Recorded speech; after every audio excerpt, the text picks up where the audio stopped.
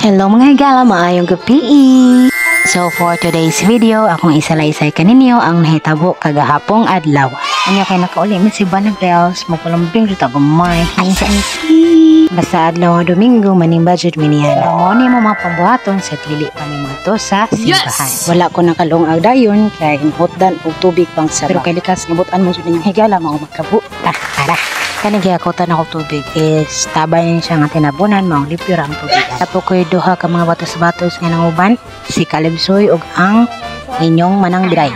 Dayon, ato na dayon i-prepare ato ang takanganan, ang kaldero, ato ng gasan. Dayon magtako sa tagbugas para lungagon. Nga, disclaimer lang ko dining dapita kay di-veg ko, maayo aning magtahok-taho. Kaya yan, pagkauman, siyang ibutang sa kaldero, kislan, o itak ang. Sa inyong nakita na surprise na dito muna kay tanawa, ni mata nga akong chikiting.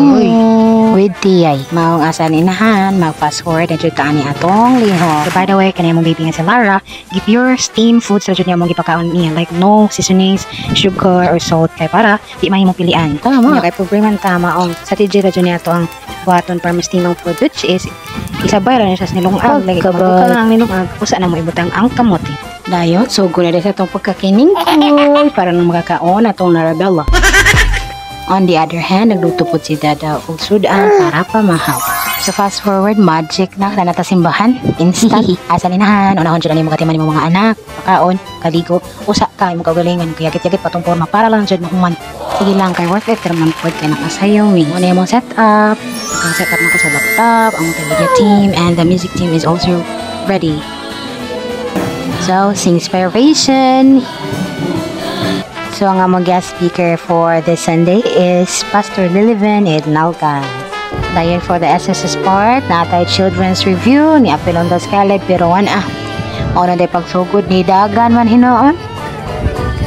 And the song before message is Us, Christian and Senior family, pero di na matabang og da si Lara og si Caleb kay maghilak ra jud ni silang duha sa tunga. So kami sa mga bana.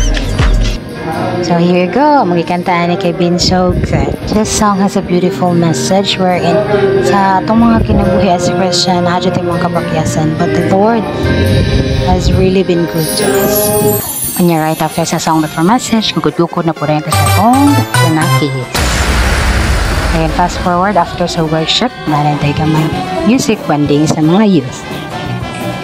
Yes, niya makakita, no, kaya magseryoso na yun, kaya sila kaya murag ipang gutom na yun, pero basta music banding na gani, ay, may gutom-gutom, ay, supra pa, balag, malaunahan pa na, pero na-adjig isa ba, ang daring dapita. Ay, mamay, ito our pretty girl, Kilan, Happy Elnor, Pangpang, Sinanay, and Larabella. Of course, manilo na,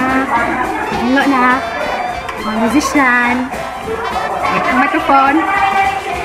And of course, hindi jud na kada human sa simba ay habit jud na nga manghinlo para mulungtad ang mga gamit sa simbahan. Ikaw man sa simba na jud ni pictorial di jud na siya mawala as in every Sunday jud na. And as you can see, there are tong boys and girls, iyahin na nagpag-picture. And ako, basta mo ko po itong camera nature na jud ko ng mga stolen, mga zoom, na mag-interview o kalit. So, be prepared na jud magkita-ita. Okay? Sama niya yung hi Joey, atong puging aturne. O si Henry po do. Magninong on duty kada Domingo. Thank you kay ano ni Magic kaya na makatabang og bantay sa akong perting lang asa nga bata.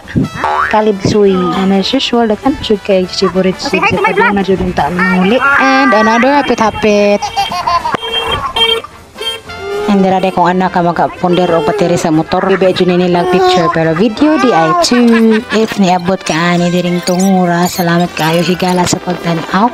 And shout out to Nigel Wilmore Beshi. Thank you so much for your support. And sa ganano pa shout out, just comment down below sa akong video.